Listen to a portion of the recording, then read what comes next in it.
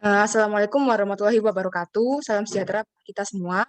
Di sini kami dari kelompok 1 akan menjelaskan tugas proyek based learning dari mata kuliah TRK 3 tentang pembuatan asam sulfat menggunakan reaktor fixed bed multitube dengan dosen pengampu Bu Dr. Insinyur Sri Mulyani MT.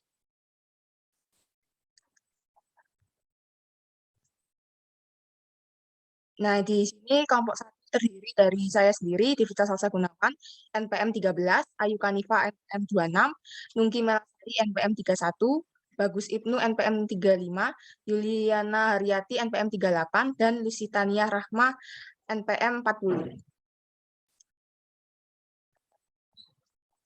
Nah, pertama-tama sebelumnya ada latar belakang. Di sini kita mengambil zat yaitu asam sulfat.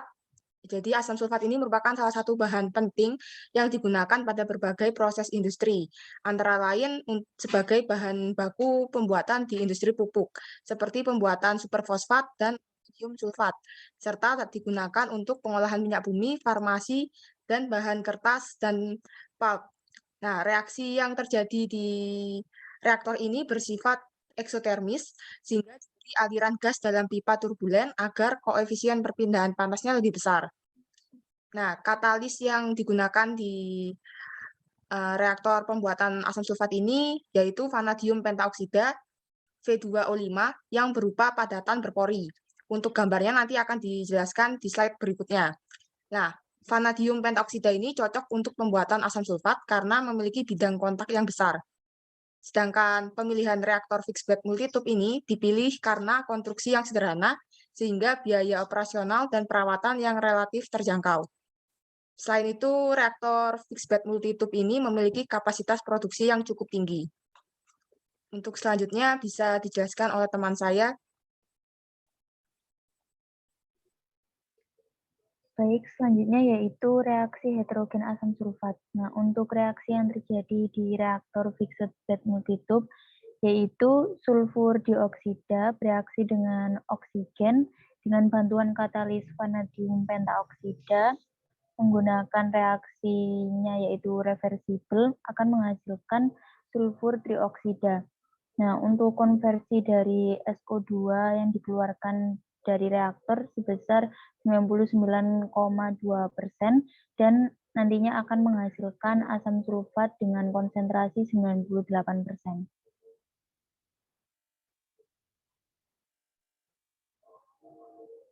Nah, berikutnya yaitu perancangan reaktor heterogen berkatalis. Untuk jenis reaktor, di sini menggunakan reaktor fixed bed multitube, dapat dilihat pada gambar berikut. Nah, untuk fase dalam reaktor yaitu gas, katalisnya menggunakan vanadium pentaoksida, fungsinya yaitu sebagai tempat berlangsungnya reaksi antara gas sulfur dioksida dengan oksigen membentuk gas sulfur trioksida. Untuk kondisi operasinya yaitu pada suhu 430 derajat Celcius dan tekanan 1 atm. Dengan kondisi operasi adiabatik, proses operasinya yaitu kontinu dan reaksi terjadi secara eksotermis yaitu melepas kalor. Selanjutnya akan dijelaskan oleh rekan saya. Selanjutnya adalah pertimbangan memilih jenis reaktor fixed bed multitube. Yang pertama yaitu zat bereaksi berupa fase gas yaitu sulfur dioksida dan oksigen dengan katalis padat yaitu vanadium pentaoksida. Yang kedua karena pada reaktor ini terjadi reaksi eksotermis sehingga memerlukan luas perpindahan panas yang besar agar kontak dengan pendingin optimal. Maka digunakan jenis fixed bed multitube. Yang ketiga, tidak diperlukan pemisahan katalis dari gas keluaran reaktor. Yang keempat, umur katalis dapat panjang 3-5 tahun. Yang kelima, konstruksi reaktor fixed bed multitube lebih sederhana jika dibandingkan dengan reaktor fluidized bed, sehingga biaya pembuatan, operasional, dan perawatan relatif murah. Yang terakhir yaitu kapasitas dari fixed bed multitube ini produksinya cukup tinggi dibandingkan dengan fluidized bed. Next. Berikut adalah gambar dari katalis berbentuk sphere atau bola. Di dalam reaktor, katalis ditopang oleh suatu struktur katalis support berupa perforate tray dengan tambahan lapisan inert semacam ceramik bar dengan diameter sesuai dengan ukuran partikel katalis. Next. Selanjutnya adalah dimensi reaktor, di mana diameter pipa reaktor dipilih berdasarkan pertimbangan agar perpindahan panas berjalan dengan baik. Mengingat reaksi yang terjadi secara eksotermis, maka dipilih aliran gas dalam pipa turbulen agar koefisien perpindahan panas lebih besar. Selanjutnya akan dijelaskan oleh rekan saya. Untuk selanjutnya adalah penjelasan dari tahapan proses kontak di dalam reaktor, di mana tahapan pertama yaitu barang padat mencair di dalam milk tank. Kemudian terjadi proses pemurnian barang cair dengan cara filtrasi. Kemudian proses pengiringan udara proses. Langkah selanjutnya yaitu pembakaran belerang cair dengan udara kering untuk menghasilkan sulfur dioksida atau SO2. Kemudian reaksi oksidasi lanjutan dari sulfur dioksida menjadi sulfur trioksida dikonverter dengan menggunakan katalis vanadium pentaoksida. Kemudian ada tahapan pendinginan gas dan penyerapan sulfur trioksida dengan asam sulfat dengan konsentrasi 93% sampai 98,5%. Next. Untuk reaksi yang terjadi adalah sulfur dengan fase padat direaksikan dengan oksigen dengan fase gas, menghasilkan sulfur dioksida dengan fase gas. Kemudian sulfur dioksida yang berfase gas direaksikan dengan setengah molekul oksigen dengan fase gas dengan bantuan katalis vanadium pentaoksida menghasilkan sulfur trioksida. Kemudian sulfur trioksida direaksikan dengan air menghasilkan asam sulfat dengan fase gas. Untuk selanjutnya dijelaskan oleh rekan saya. Selanjutnya merupakan alasan pemilihan katalis vanadium oksida. Katalis ini berpori-pori sehingga cocok untuk pembuatan asam sulfat karena memiliki bidang kontak yang besar. Katalis vanadium ini lebih murah harganya sehingga dapat mengurangi biaya produksi dan juga daya tahan terhadap suhu tinggi yang lebih baik. Konversi relatif lebih tinggi sebesar 98,5%. Kemudian laju aliran bahan baku untuk sulfur dioksida,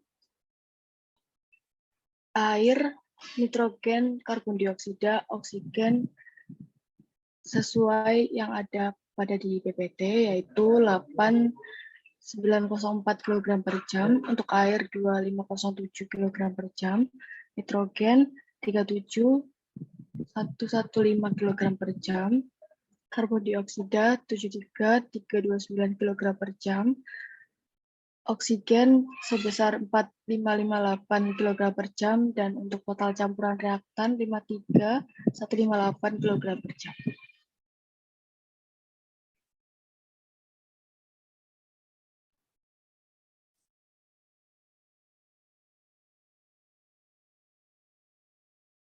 Baik, untuk selanjutnya, penjelasan mengenai laju aliran bahan baku. Yang pertama, mencari berat molekuler rata-rata menggunakan rumus M dikali Y, di mana Y di sini fraksi berat dikali MR, maka dapat diperoleh berat molekulernya sebesar 23,194. Selanjutnya, untuk densitas campuran gas dengan rumus P dikali BM dibagi R kali T, diperoleh 0,420 kg per meter kubik. Dan untuk mencari laju alir volumetrik reaktannya, yaitu 53.158,274 kg per hour dibagi dengan 0,420 kg per meter kubik diperoleh 126.567,319 meter kubik per detik. Next. Selanjutnya, untuk luas yang diperlukan reaktor menggunakan perhitungan laju alir volumetrik reaktan dengan satuan meter per detik dibagi dengan kecepatan reaktan dengan satuan meter per detik. Nah, setelah diperoleh luas yang diperlukan reaktor, maka dapat menghitung luas penampang tub dalam reaktor multitub. Setelah itu bisa dipilih untuk jenis tubnya. Nah, setelah dipilih jenis tubnya dapat dihitung untuk outside diameter dan inside diameternya, sehingga nanti bisa diketahui untuk jumlah tub yang diperlukan. Next. Selanjutnya untuk menentukan desain reaktor, yaitu mencari volume tangki, diameter, dan tinggi reaktor, di mana di sini diambil dimension rasionya H per D sama dengan 2, dan hanya sama dengan 2D.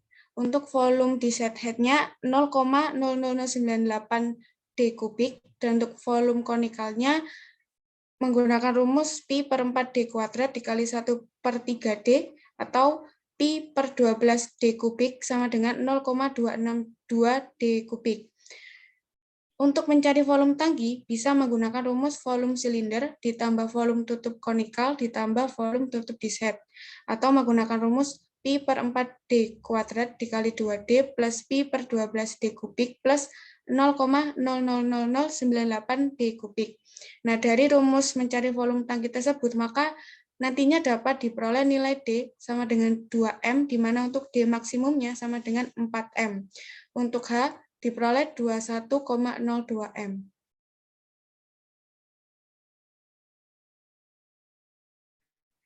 Nah, itu tadi merupakan penjelasan mengenai pembuatan asam sulfat menggunakan reaktor fixed bed multitube dari kelompok 1. Mohon maaf apabila masih banyak kekurangan dan kesalahan. Sekian, terima kasih. Wassalamualaikum warahmatullahi wabarakatuh.